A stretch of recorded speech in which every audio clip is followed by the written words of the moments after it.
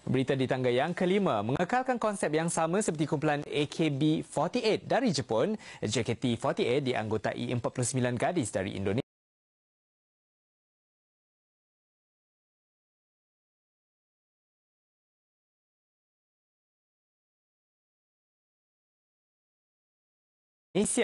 Kumpulan yang ditubuhkan sejak 2 tahun lalu itu berada di Kuala Lumpur untuk mempromosikan album pertama mereka, Heavy Rotation.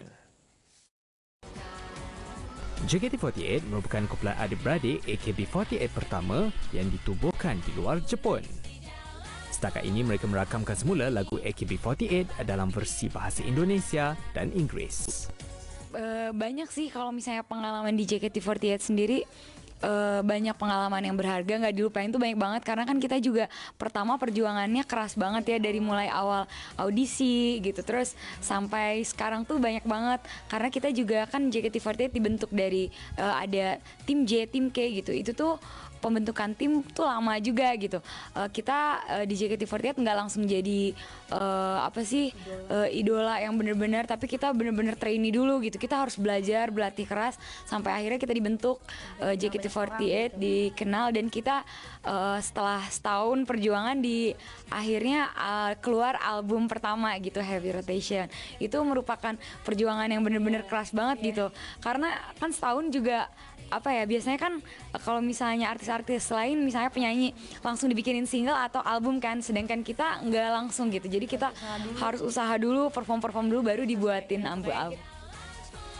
Dianggotai gadis berusia 14 hingga 22 tahun, JKT48 menyedari tanggungjawab mereka untuk memberi gambaran imej yang baik, malah diminta agar tidak bercinta. Ya, jadi ada juga kayak seperti ya mungkin kebanyakan dari remaja biasa gitu, harus jadi panutan yang baik. Contohnya mungkin karena kita masih muda gitu, jadi kita harus isi kegiatannya juga dengan kegiatan yang positif gitu, seperti melakukan hobi kayak JKT48 itu kan termasuk dari hobi gitu, karena kita suka menari, suka dance gitu. Dan juga mungkin tidak minum minuman keras, tidak merokok, ya hal-hal formal seperti itu. Tapi kita juga punya golden rules gitu. Kalau misalkan ini kita sebagai member JKT48 harus punya konsekuensi kalau kita tidak boleh pacaran. Selain Jessica dan Melody, 4 anggota lain turut berada di Kuala Lumpur untuk mempromosikan album sulung JKT48. Heavy Rotation memuatkan lagu seperti Teriakan Diamond, Air Mata Surprise dan Maafkan Sama. Awi tidak melihat syarat untuk menurunkan berat badan hampir